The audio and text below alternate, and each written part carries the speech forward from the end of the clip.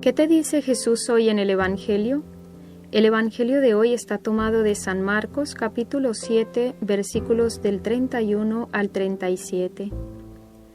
El Evangelio de hoy, que narra la curación milagrosa de un sordomudo por parte de Jesús, es una invitación a confiar siempre en el Señor, por más difíciles que sean las circunstancias de nuestra vida. Es interesante cómo comienza el pasaje de este domingo. Le presentan un sordo y le piden que le imponga la mano. No es el enfermo mismo el que acude a Jesús. No es él quien le suplica que lo cure, son otros, quizás sus padres o amigos. ¿Cuántas veces la salvación o las gracias que necesitan nuestros seres queridos y que ellos no saben o no se atreven a pedir, dependen de nuestra oración?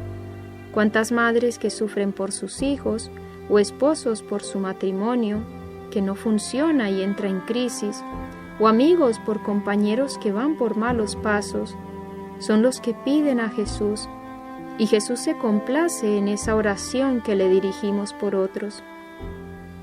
Pero hay que tener en cuenta una cosa: Jesús no se repite en su manera de actuar.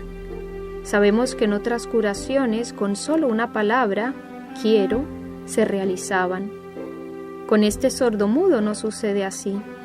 En vez de devolverle al instante el uso del oído y del habla, lo toma de la mano y lo lleva aparte.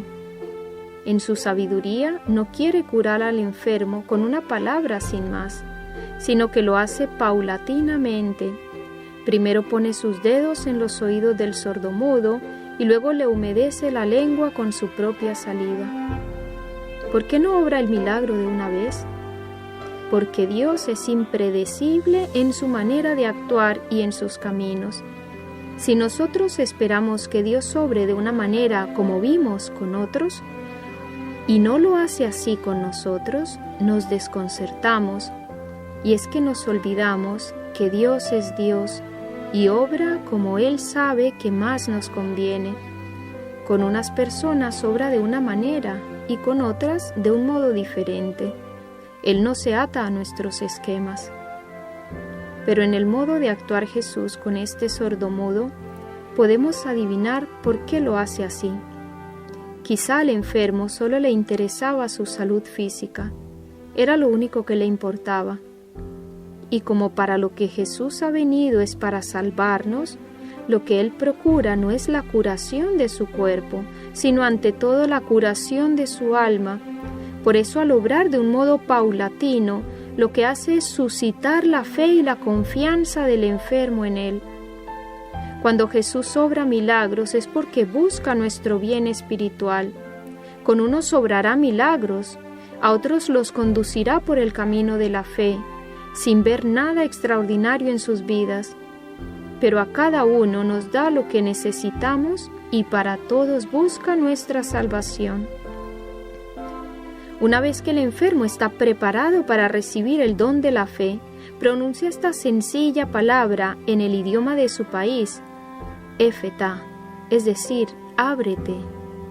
Ante el don recibido le manda que guarde silencio, pero cuantos conocieron esta curación milagrosa quedaron admirados y en su asombro elogiaban a Jesús. Todo lo ha hecho bien, hace oír a los sordos y hablar a los mudos. Esta tendría que ser también nuestra actitud con todo lo que Dios obra o permite en nuestra vida. Todo lo hace bien. Es la expresión de un corazón agradecido con su Dios, las palabras de un hijo que confía y que se fía de su Padre y sabe que todo lo que le da es para su bien. Es la fórmula de un alma en paz. Cuando nosotros nos empeñamos en que Dios obre de otra manera o que cumpla nuestros deseos o caprichos y no lo hace así, perdemos la paz e impedimos la obra que Dios quiere realizar en nosotros.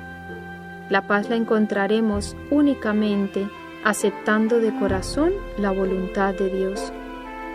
Que María Inmaculada nos conceda oídos dóciles a la palabra de Dios y nos alcance la gracia de sanarnos de esa falta de fe y de confianza que impide a Dios obrar en nuestra vida.